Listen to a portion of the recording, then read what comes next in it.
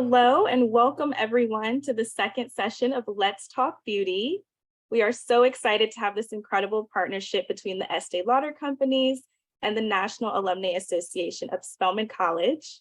It's such a pleasure to have you all this evening for such an incredible conversation with fellow Spelman sister Monique Davis and fellow ELC colleague on skincare and the Black consumer.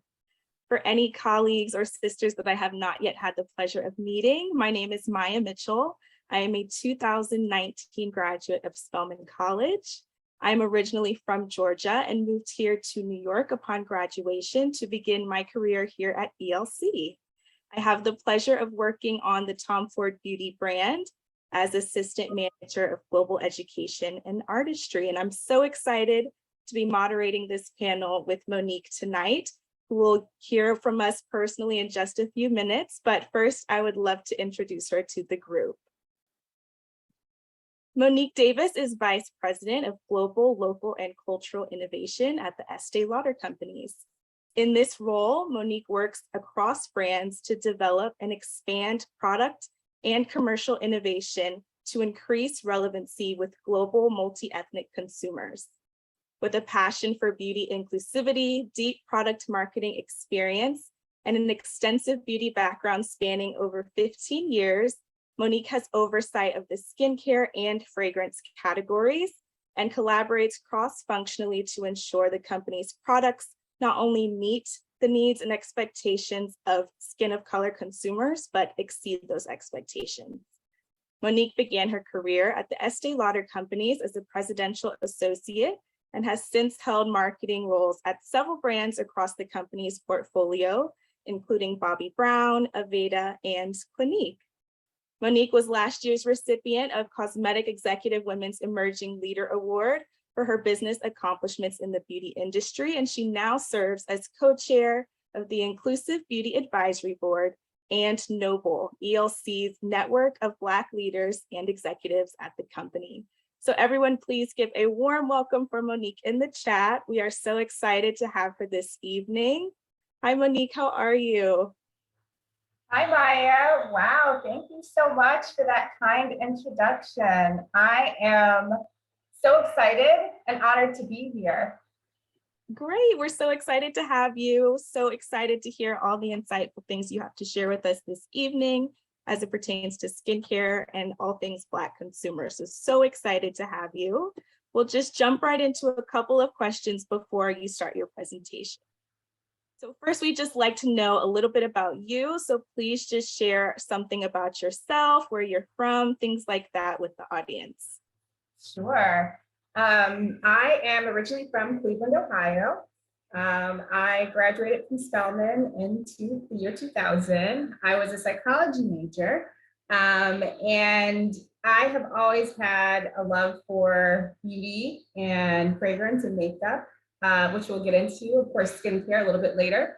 Currently, I live in New York, right outside in the suburbs of Westchester County with my husband and 2 children. Amazing. Thank you so much. So before we jump in, can you please tell us just a little bit about your earlier career experience?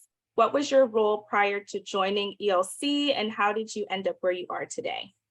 Yes, absolutely. So I remember my senior year of college when all of my friends had offers at the investment banking firms, at the financial institutions. I remember thinking that those jobs sounded really cool, but they didn't quite feel like me. They didn't quite meet my personal interests. So I had done some research on my own about the beauty industry, and I came across Estee Lauder Companies, and I was fascinated to learn how many brands are part of the Estee Lauder Companies portfolio. So I, on my own, was very proactive and reached out to the company and requested a meeting. It just so happened that they were starting a program called the Presidential Associate Program, which is still thriving today. I highly recommend it. And from there, I flew myself to New York. For the interview, I received an offer to join the company and was immediately immersed into the organization by working on the Bobbi Brown brand. And from there, I rotated into Aveda. And the great thing about the presidential program is that it does allow you to rotate across the company's brands and functions for about 18 months. So you really get a very well-versed, well-rounded experience about the organization. And once I completed the program, I went full-time into Clinique, global makeup marketing. And that's really what started my career in beauty, was really learning about entry-level programs. The presidential program, again, was just so instrumental with helping me understand the different career opportunities within the beauty industry. I think the one thing I would add too, I was a psychology major at Spelman, and I did have friends and peers that went on to pursue psychology as a field. But what I realized is that there are many fields offered at Spelman. There are many majors, areas of focus that are quite transferable across a number of different career landscapes.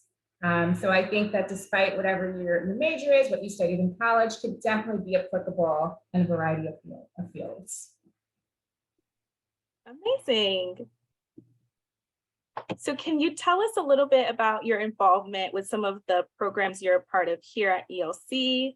We know you're global advisor of Noble, again, which is the network of Black leaders and execs here at the company. You're also co-chair of the Inclusive Beauty Advisory Board, and you just in general like to advocate for the Black consumer. So can you share why that work is so important to you, and also how you balance such a full workload? Absolutely. So for much of my career, I was often the only Black woman, only person of color, working on many of the brand teams, working on many of the groups or functions. And as some of you might connect with, it can be difficult to be the only one in that chair, the only one in that seat, or the only voice, advocating on behalf of consumers that have frankly been marginalized or underserved. So when I learned that the company offered this group called the Local and Cultural Innovation Team, which is the team I'm part of today, it really resonated with me, because it was an opportunity to fuse my passion for beauty products with consumers of color. And I think that's a very unique function that Estee Lauder Companies offers. I think beyond that, if we just kind of do our job, go to work, come home, it can get a little monotonous, right? So I really love being involved in ELC's thriving community of employee resource groups, in other platforms of communities that really focus on diversity, which is what led me to Noble, or the Network of Black Leaders and Executives, our employee resource group for Black employees. And I saw that it really was a very special community of ELC associates across the US, Canada, now in France, and in Brazil, that really come together and celebrate being Black executives at this company and in this industry. And I just really fell in love with the work that Noble was doing, with what we were trying to accomplish and push through. And then when it comes to the Inclusive Beauty Advisory Board, that's another amazing group that the company offers, an opportunity for associates across the organization that have a passion and an interest in working with matters pertaining to diversity, equity, and inclusion to come together and serve almost as a think tank for the business, to really kind of showcase and learn more about matters of diversity. So I love being involved in both of these groups. It is a great kind of outlet, if you will, for my day-to-day job, but still directly related. So those are two very, I think, special groups that's offered here at the Estee Lauder Companies.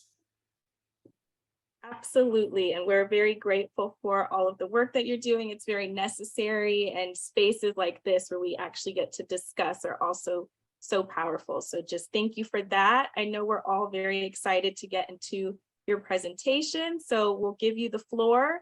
If you have any questions, viewers, please go ahead and enter them in the Q&A box throughout Monique's presentation. If we didn't get to your question, we will get to it at the end with the Q&A session. So go ahead and enter them in the chat and we'll track and monitor. Thank you, Maya. Okay, so let's get into the topic at hand, which is skincare and the Black consumer. So those of you that know me, and I think I have a couple of Spelman sisters, friends, colleagues on the line, know that I love skincare. I actually feel quite honored to be in the role that I'm in, which is leading the skincare category, as well as fragrance, but focused on multi-ethnic consumers. So I'm going to take you through the landscape of what's happening in the industry through the times of COVID, but we're going to really focus on the skincare category and the multi-ethnic consumer, but primarily Black women focused in the US. If we can move to the next slide. So a little bit about me, and we just kind of went through this, but I actually have a really proud, long heritage and connection to HBCUs. So like many of you on the line tonight, I am a proud graduate of Spelman College, which was just named #1 HBCU by US News and World Report for the 16th consecutive year, which is quite an accomplishment. In addition to staying connected to my Spelman family through my friends and my personal family members, I'm also involved in the Westchester County chapter of the National Alumni Association of Spelman College. In fact, just last month, our chapter had a freshman send-off event where we sent 12 freshmen to Spelman this year, which is, I think, a record or close to a record for our area. So this is me pictured with my daughter, and alongside us is the president of the Westchester County chapter, Aaliyah McCants, and her little girl as well, who we're both hoping will be future Spelman women one day. Additionally, my husband graduated from Howard University. He is a definitely proud alum of Howard. And earlier this year, we sent his cousin to Howard. We went down to help with freshman move-in day. So those are my children, our cousin Kennedy and her brother on the campus at Howard. So I love that our children, the next generation, are learning and developing a love for HBCUs. It started with my parents. They met at Dillard University and are still married today. And I have cousins who graduated from Southern University and Meharry Medical College. And also my very own sister went to Spelman, as well as 2 first cousins. So definitely HBCUs are a part of my identity. And I really want to see them continue to thrive and continue on with the tradition and heritage. I'm not sure if many of you on the line attended the HBCU Classic football game over the weekend, Howard University versus Morehouse, but it was actually a lot of fun and it felt almost like homecoming, if you will, just in New York City. So you can move to the next slide.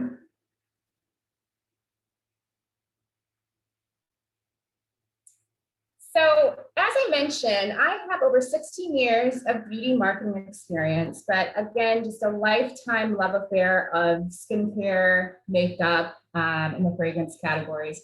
I remember playing with my mom's fragrance bottles on her vanity, trying on her makeup shades, experimenting with skincare products to see how they achieve different results in my skin, going back to when I was a little girl. As I mentioned, some of the brands that I have worked in have been Bobbi Brown, Aveda, Clinique, Essence Magazine in the beauty and fashion department, Avon, and Conair. And a few standout moments in my career. I love being involved with our industry organization, Cosmetic Executive Women, where I received an honor last year. And then to the right, you'll see a picture of me during my days at Avon, presenting at a national sales conference. So I really love talking about product, experimenting with product, but of course, doing right by our consumers. And again, particularly consumers of color. So as I mentioned, and we covered a little bit of this up at the top, but in my current role, I really feel honored that I get to champion the beauty needs for global skin of color consumers. So again, this group is really quite unique to the Estee Lauder Companies, local and cultural innovation. And just a little bit about my scope of work of what I do in my day-to-day. I work across all the brands within our portfolio to deliver upon our multi-ethnic consumer strategy and making sure that we're delivering the most effective, the most relevant skincare and fragrance products that meet the needs of this consumer around the world. So the key markets that we focus on are the US, Sub-Saharan Africa, India, Latin America, key skin of color populations. This role includes product marketing, product development, and formula evaluations, thinking through innovation strategy or delivering innovation strategy, and delivering multi-ethnic consumer expertise focused on the product, but also on the culture, making sure our communication and our lexicon are really appropriate for this consumer. So what you can see here is just a little bit of what I do, a lot of trying product on my own skin. You'll see before and afters. You can kind of see my dark circles, evaluating an eye formula. My colleagues, when we went to Mexico City to do some deep dive work on Latina consumers. And then an event that we did at Spelman College, actually, bringing the MAC Cosmetics brand down to the students at Spelman for a makeup tutorial, which was a lot of fun. And then furthermore, really important to my ELC experience, as I just mentioned, is just really getting involved in the different groups, communities here at the company. So again, we have a very thriving, very connected Black employee resource group called Noble. We have our Inclusive Beauty Advisory Board. Something new to ELC, we have a leadership development program called the From Every Chair program, which is specifically designed to help grow Black talent here at the company through mentorship and sponsorship and professional development. So I was really proud to be part of that work. And then something else very special to ELC, we have a really strong internal HBCU network with many of the schools represented, but I'm most proud that we have just about a dozen Spelman alumni here within our brands. Okay, so let's talk about skincare. Let's just jump right in. So first, to kind of set the stage, and this might not be totally new to some of you on the phone, but the US multi-ethnic consumer represents the fastest growing demographic, with spending power outpacing the population growth. So today, multi-ethnic consumers account for nearly a third of the US population, but that number is projected to grow drastically by 2050, when the US will be majority multi-ethnic population. So by multi-ethnic, we mean Asian, Black, Latina, and multi-race individuals. And that equates to big buying power. The buying power today is already strong with the Black consumer with a buying power of 1.3 trillion. But we know that these numbers will just continue to grow as we see the population start to shift and spending power increases. So let's talk about what happened during COVID. So at the start of the pandemic, we really saw usage occasions shift. And that should be no big surprise. I mean, people weren't going out anymore. We were doing everything in our homes. We didn't know when we'd be able to be out and about again. So the steepest decline we saw came in the makeup category. Fragrance usage was also cut nearly in half. But if you look at skincare, something really interesting was happening. Skincare usage actually increased. And we found that as consumers were at home, had more time on their hands, they were devoting more attention, more efforts to skincare education, to understanding their skin's needs, and were actually quite willing to purchase skincare products during the pandemic. So that was something very unique that was experienced within the skincare category. If we fast forward to today, 2 years later, luckily, I know that we're all happy that we are able to be out and about again and meet with our friends and family. We are seeing consumers gradually start to return to the office.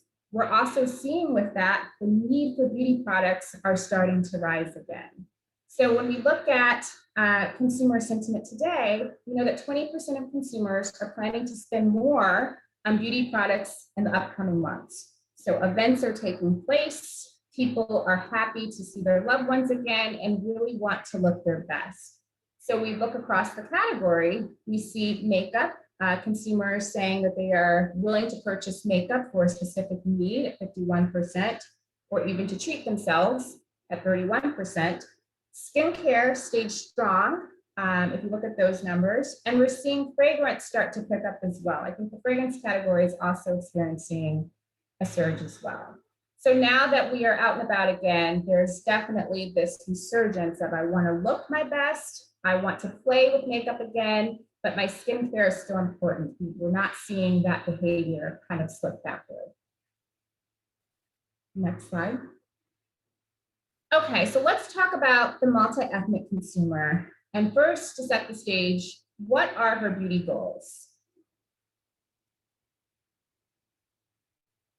So for multi-ethnic consumers, it's really important to understand that beauty is a lifestyle. It is not a rescue. You know, she does not want to be fixed. She does not want to be treated as if she's broken, but she really believes that beauty is a reflection of how she cares for herself.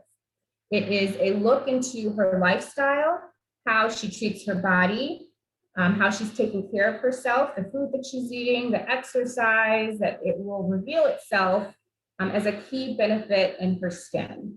So she has this holistic approach. It's very much an inner outer and kind of letting your inner beauty reflect outward through your skin. So good skin, or healthy skin rather, what that looks like is skin that is free of hyperpigmentation, it's even, it is supple, it is bouncy, and she believes that that can be achieved not only through what she puts on her face, but also what she puts into her body. This consumer also believes that beauty is expansive diversity, not skin tone.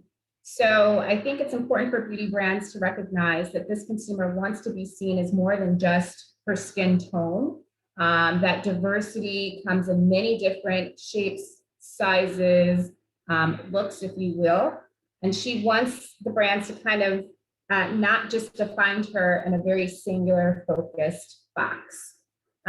She's more than just her race. She's more than just her skin tone. Her cultural identity really comes into how she defines herself. And we see this true between both the Black consumer as well as the Latina consumer. So thinking about diversity and inclusion within the beauty industry, I think that it's fair to say that the first place that a lot of brands go to is when it comes to foundation, right? So making sure that we have these expansive foundation shade ranges, that we have models that kind of check the boxes of light, medium, deep.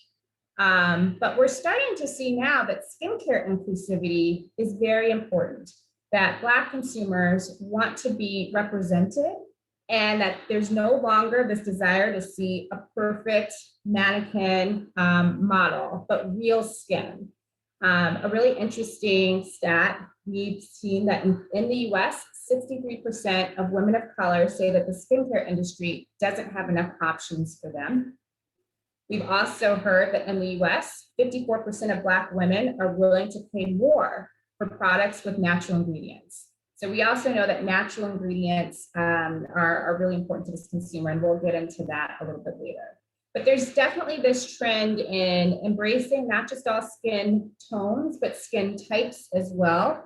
And even skin types that might have conditions, eczema, acne. Consumers today want to see real skin because then they will feel that the results that a product delivers are more likely to be real as well and not manufactured. So there's definitely this motion or this movement towards skin positivity, no matter, of course, the skin tone, but the skin type as well. They just want it to be authentic. So let's talk about her skin goals and behaviors. So Black women are unabashedly proud of their beauty. They report higher levels of confidence about their bodies and their personas.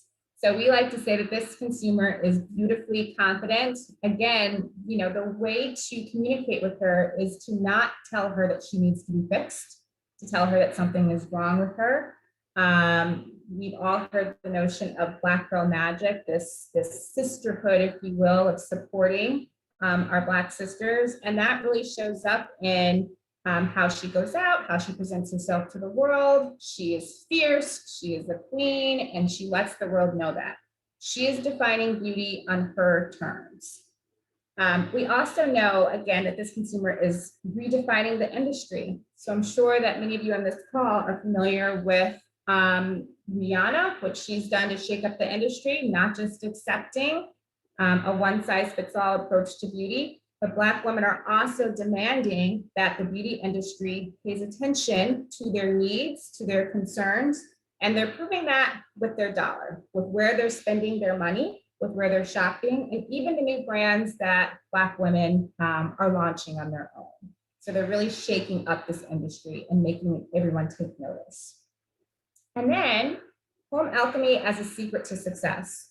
So for many generations, Black people have learned how to make masks, make our own concoctions, our own serums in our kitchens.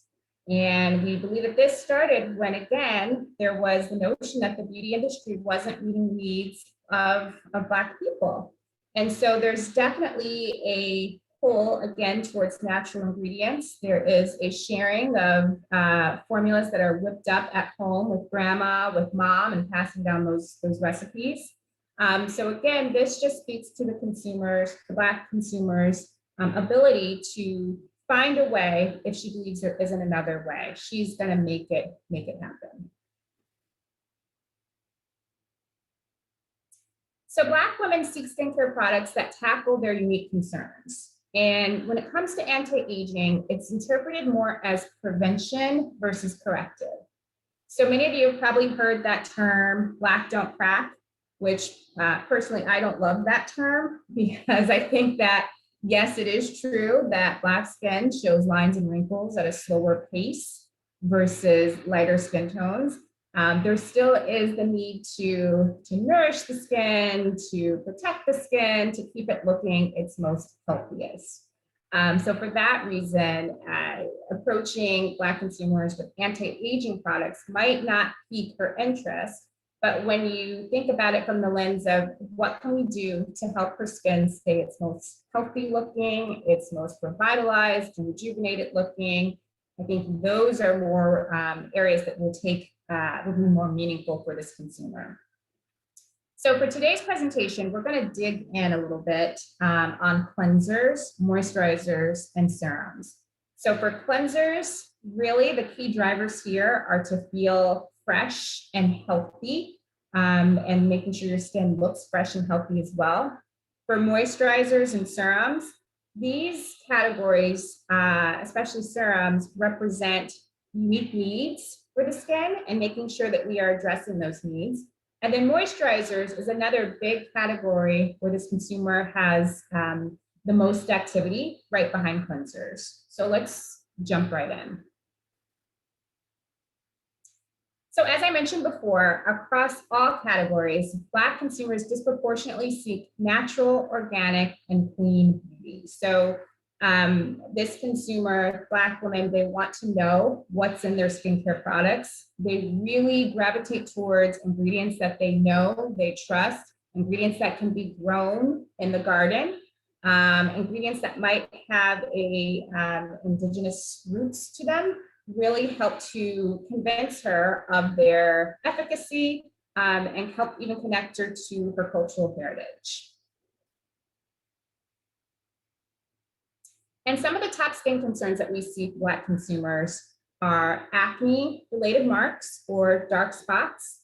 And this one is interesting because acne itself is a cause for stress, certainly a cause of concern, but it is the dark mark that is left behind that we hear tends to lead more angst, more just distress. because the dark marks will stay on the skin for months. They can be hard to conceal, and they last longer on darker skin versus on lighter skin. Dark under eye circles, also a very common concern. In fact, the #1 concern among skin of color populations in both mature markets as well as emerging markets. And what's interesting about dark circles is that they can take on many different looks. So the under eye dark circle could be purple, blue, yellow, red, and they can be very hard to treat and to disguise with makeup. And then lastly, pores. So we also know that deeper skin tends to have larger pores and more numerous pores. And this is a condition that tends to increase with age. So pores, additionally, oily skin. This is a consumer that has an oily skin type or tends to have an oily skin type. And if you notice, these concerns kind of travel in packs, if you will, minus the dark under eye circles, but the oily skin can sometimes lead to acne, or clogged pores can lead to acne. So these conditions kind of travel in packs. So these are some of the areas that we really try to pay attention to and making sure that we're really solving her needs for these key concerns. So let's first start with cleansers and makeup removers. So facial cleansing is the epicenter of Black women's skincare routine. And in many cases, it's the cleanser that is her first foray or first entry into the beauty category. In fact, Black women have the highest usage of facial cleansers. The preferred forms of choice tend to be cleansing bars, balms, gels, and butters.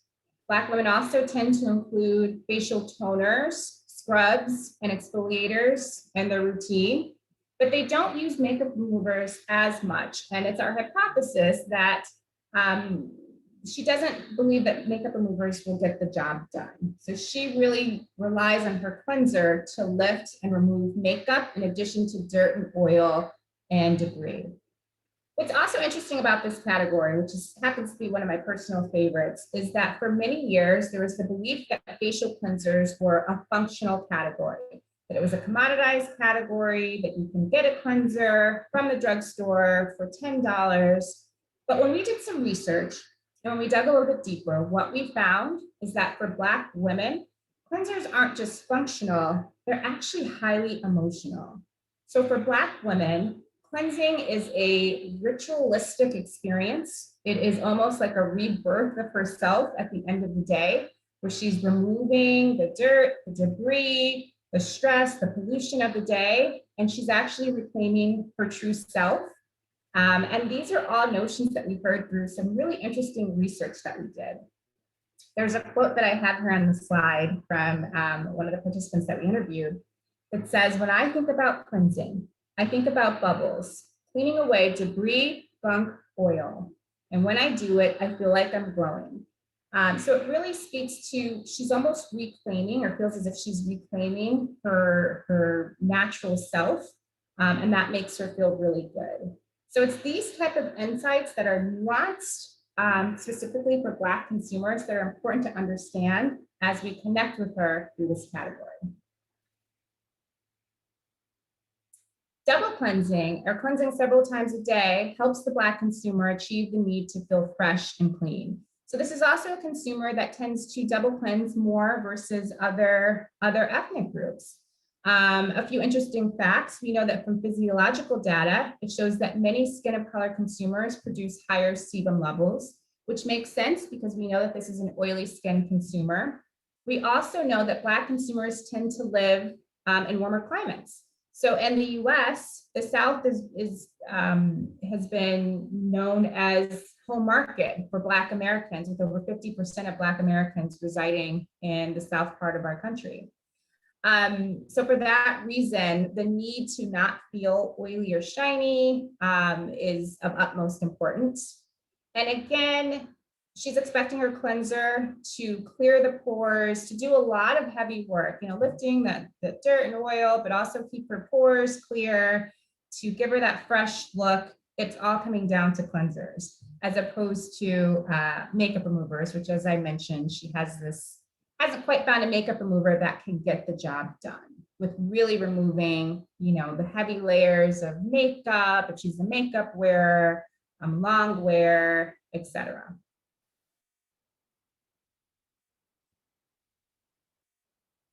So let's look at a few products that really help to get the job done. And these are products across our Estee Lauder Companies portfolio. So we have Origins Checks and Balances Frothy Face Wash.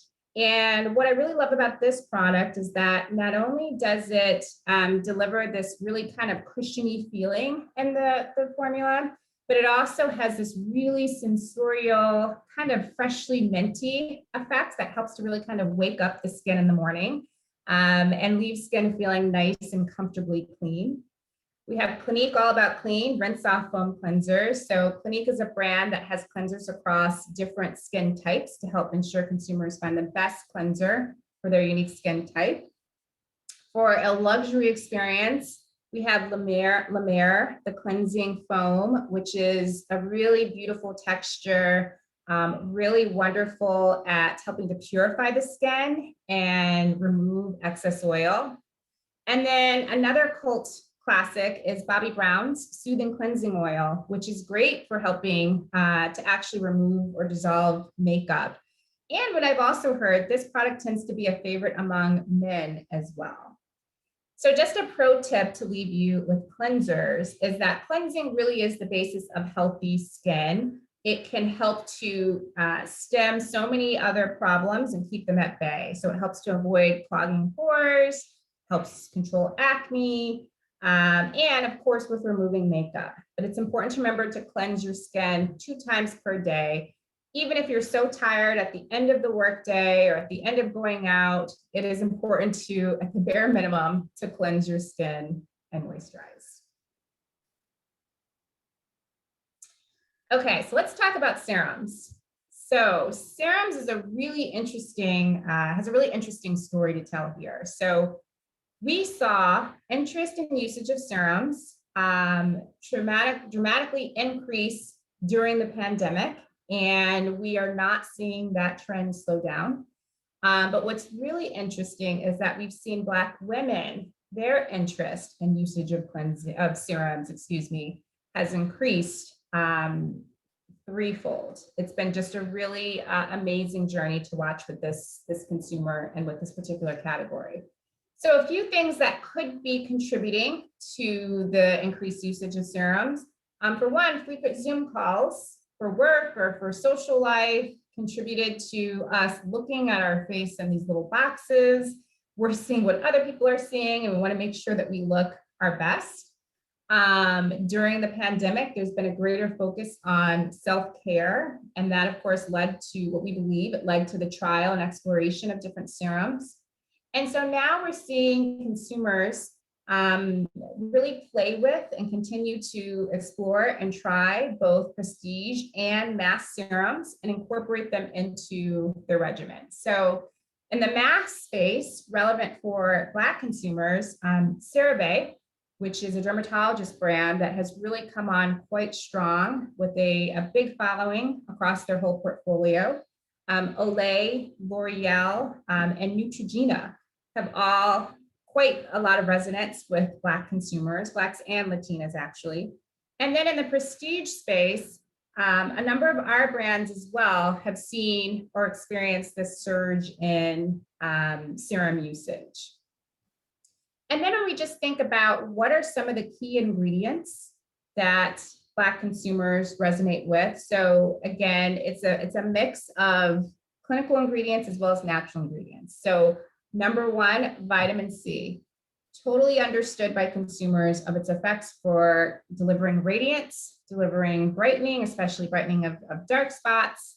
Aloe vera, which is widely known for hydration.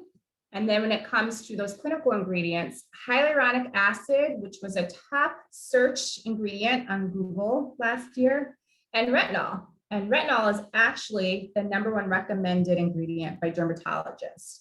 So really it is looking or understanding the natural ingredients, but also showing a greater interest in clinical ingredients as well to address skin concerns through serums.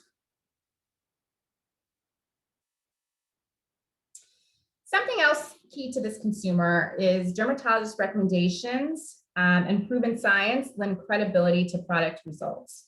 So Black consumers as well as Latina consumers really rely on dermatologists and dermatologists recommendations as a way to know that the products that they're using on their skin are safe, are gentle, are right for their skin type, and are frankly developed with them in mind.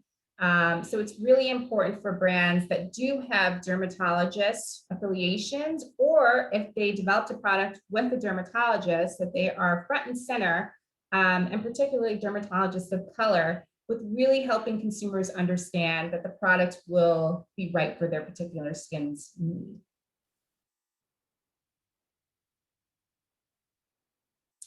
And just a spotlight on a few powerhouse serums. So number one, and I always recommend this serum as a great one to incorporate in any regimen, is Estee Lauder Advanced Night Repair. This is the number one serum or number one prestige serum in the United States. It is meant to be used at night, but I also do use it during the day.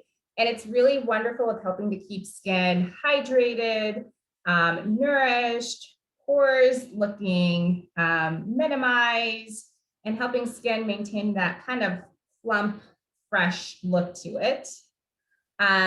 Clinique's Even Better Clinical Radical Dark Spot Corrector and Interrupter is an amazing serum for those looking for a treatment to help correct discoloration, including dark marks, acne marks.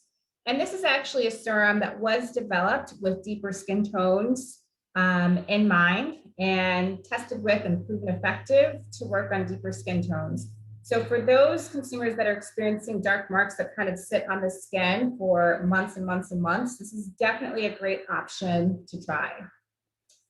We have the La Mer Concentrate. Oops, go back 1 second. The La Mer Concentrate for again, just a luxurious, really delicious texture that helps to visibly soothe and protect skin. And then lastly, we have The Ordinary. And this is also a brand in our portfolio and happens to be one of the fastest growing brands in the serum category. So what's really interesting about The Ordinary is that they have very specialized, hyper-focused formulas at a really affordable, great price point where you can effectively buy the entire line for a really reasonable price. But they're all driven by ingredients and focused on your skin's needs. So it's a really great brand. And then just the pro tip here is that incorporating a serum into your skincare regimen can really just drastically change the look and feel of your skin. So if you're not currently using a serum, I definitely encourage you to try one, to think about what you need for your skin. And it's important to remember to apply your serums after you cleanse, but before moisturizing, and ideally 2 times a day. And this is also a category where we see consumers, and particularly Black consumers, layering serums or cocktailing serums, if you will. So that means using 2 or more serums within your regimen. And then finally, let's talk about moisturizers. So this is another highly used category for Black women. It is probably the second largest category behind cleansers. And we've seen across the industry over the past 2 years, definitely increased education with helping consumers understand what is the best way to build your skin's moisture barrier. How are moisturizers delivering upon results, higher order results? So beyond just hydration, we see that a lot of consumers are expecting their moisturizer to also help with other benefits, such as making skin look smooth or giving skin a radiant glow or vitalized appearance, or helping to heal uneven skin tone or hyperpigmentation, or even helping with definition. So beyond just hydration, how can we make moisturizers work harder for your skin? It is also very important the way moisturizers look and feel on the skin. So a big pain point are moisturizers that leave a white cast or a residue that can appear gray, or anything other than clear is just not acceptable. And it's particularly not acceptable for Black consumers. And also the feel on the skin. So Black consumers tend to prefer products that are lightweight, that feel comfortable, that aren't too heavy or greasy or shiny, because again, this is a consumer that primarily lives in a hot and humid climate. So it's really important beyond just the benefits, but the aesthetics, the texture as well. And then lastly, again, this is a consumer that is very interested in the ingredients. So natural versus clinical ingredients, or, in some cases, both. But what is important is to tell the ingredient story so that this consumer understands what it is that she's putting on her skin, and helping her feel confident that those ingredients won't cause breakouts or won't exacerbate any conditions that she might already have.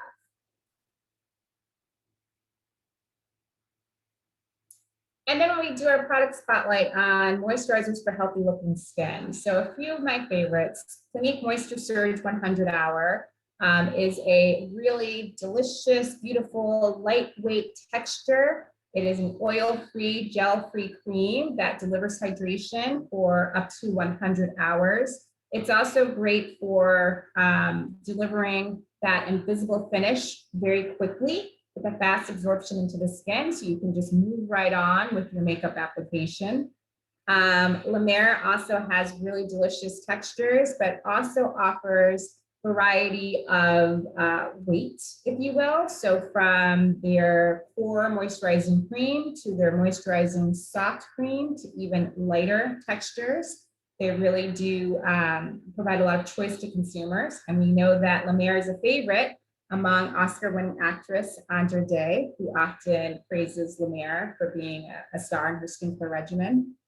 Moisturizers can also come in different forms. So MAC Cosmetics has an iconic product called Prep and Prime Fix Plus. And this is actually a lightweight water mist that can be used to refresh the skin as well as hydrate the skin. It can be used before or after makeup, or even throughout the day, for an extra just burst of hydration.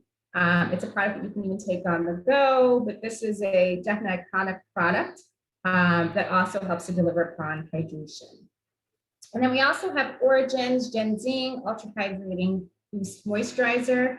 What I love about this one, it has this really beautiful, fresh, light citrusy smell to help wake you up physically, but also the moisturizer helps to wake up dull, tired looking skin. And then lastly, we have Bobbi Brown Vitamin Enriched Face Base, which is actually a primer plus moisturizer. So primers are great. They provide a great canvas for your skin before applying makeup. And we have a wonderful new resident makeup artist, Molly Thomas, who is working with the brand and really coined this brown girl glow movement.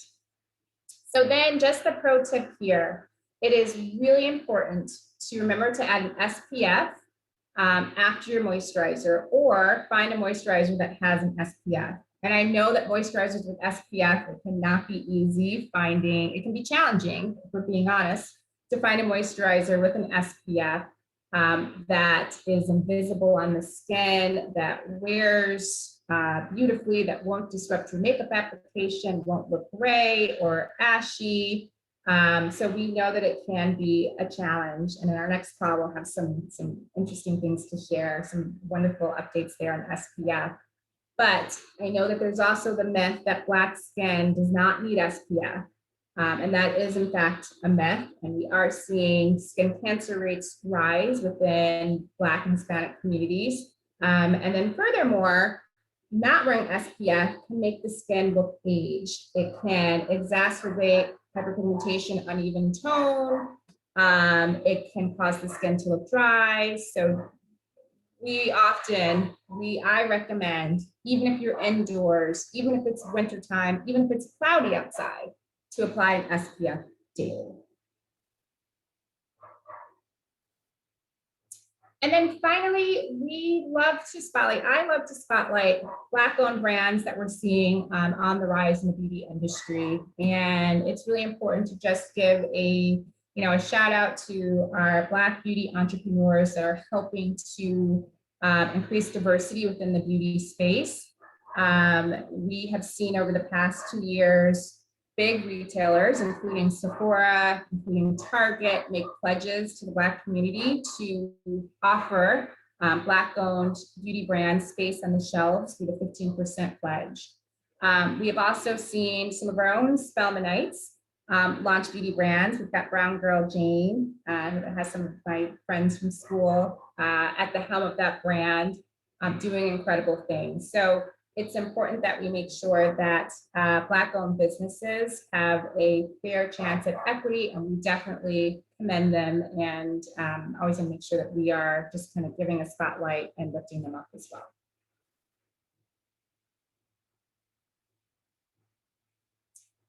Okay, that is the end of my presentation. I know that we were an intimate group tonight, but I appreciate your attention and time.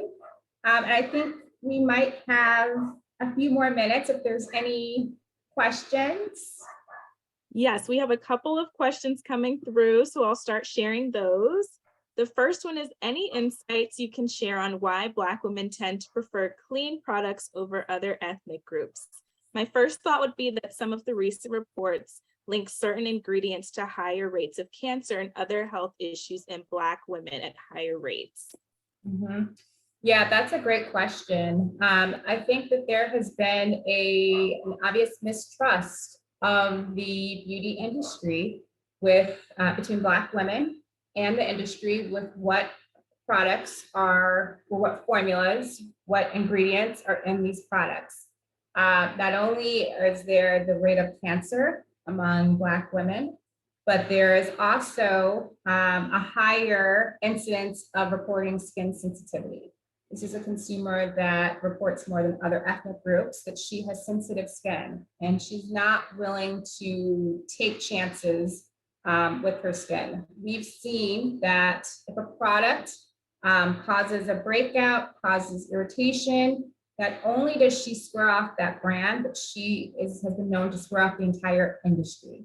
So for that matter, she prefers brands to prove or to have a seal of approval that they are clean, that they are vegan. And I'll tell just a quick story with my own mother. Years ago, she was trying an eye cream product. I'm not even sure which brand it was, but she said it irritated her eyes so badly. She had such a bad reaction. She never picked up another eye cream again in her life. And this was like 20 years ago. She said, I don't trust them. They don't work. It's not worth it to me. I will use cucumbers, use oatmeal or whatever, ice bags, but I'm not willing to take a chance with my skin. So this is definitely a consumer that is not willing to take a chance because she reports a higher level of skin sensitivity. And the consequences can be so, prolonged. Absolutely. Our second question is in regards to backgrounds and career choices when it comes to undergrad degrees. So this question says, I have a bachelor's degree in English and an esthetician license. Are there opportunities in this line of work for someone like myself? And before Monique jumps in, I myself was an English major while at Spelman. So let this be a testament. It is possible with an English degree, and I'm sure Monique can jump in as well. Maya, did you tell everyone what you're doing, the brand that you're on? Sure. So I work at Tom Ford Beauty. Tom Ford is a very unique brand because it is all categories of products. So we have color products, we have face, skincare. It's really such a dynamic brand that I've had the opportunity to work on for about 3.5 years now. I am more on the digital side. I do sit on the education and artistry team. And a lot of what I work on is ensuring that the luxury experience, the customer service experience that you get when you walk into a Tom Ford store and you'd like a beauty service is consistent. Our in-store sales teams are really well educated on all of the new product launches and all of the offerings that are available at the brand.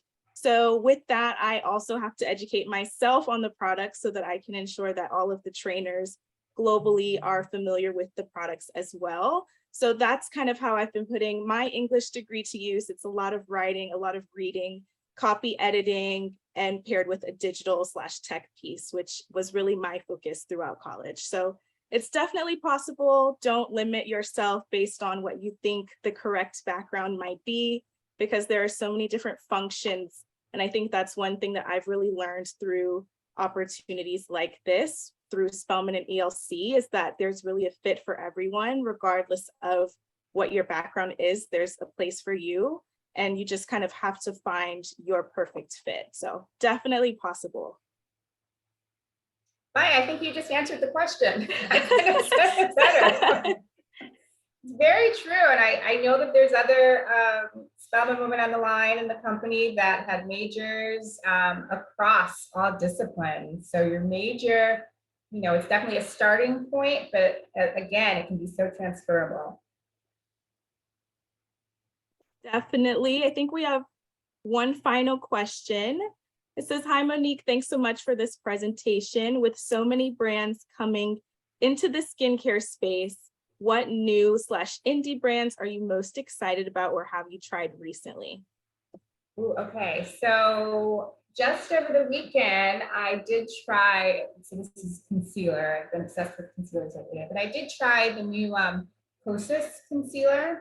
You might have seen that on TikTok. I really love the formula, really creamy, hydrating. I found my shade. Normally I mix more than one shade. Another brand that is kind of indie, but it is one of our brands that I'm actually loving right now is Dr. Jart, which is our Korean. It's a Korean brand, and a couple of products that I've tried that I'm loving. They are amazing with masks. They have a really wonderful portfolio, vitamin C masks, firming. They also have a peel product that is ace at helping to minimize pores. Every time I use that product, the next day I definitely get compliments. So Dr. Jart is a brand I highly recommend that you check out. And then, you know, I do try the brands. Some of them I'm a little weary. I've tried my topicals. That one, it was okay for me. I know that brand has a cult following. But I would definitely recommend to try Dr. Jart if you haven't already.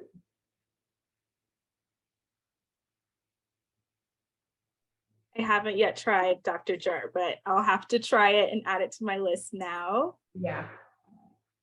I think that's all the time we have for questions this evening. Thank you so much, Monique, for the wonderful presentation and your insight throughout the Q&A. If we didn't get a chance to get to your question, we will definitely try to find an answer for you and get back to you via email. So please be on the lookout for that, as well as a recording of the session. And lastly, I want to cut to Stacy Frazier just to send us off with some well wishes. So thank you all again for tuning into the presentation. So I want to thank everybody for joining us this evening. This is the second session, but the third partnership that we've had with our Spelman sisters over at ELC. I want to thank Maya and Monique both for taking the time to share with us a little bit this evening, both about their experiences at ELC as well as skincare and the Black consumer. This is part of a partnership that the NAASC has with ELC. So we hope that you will continue to be on the lookout for upcoming events, and have a great evening, everybody.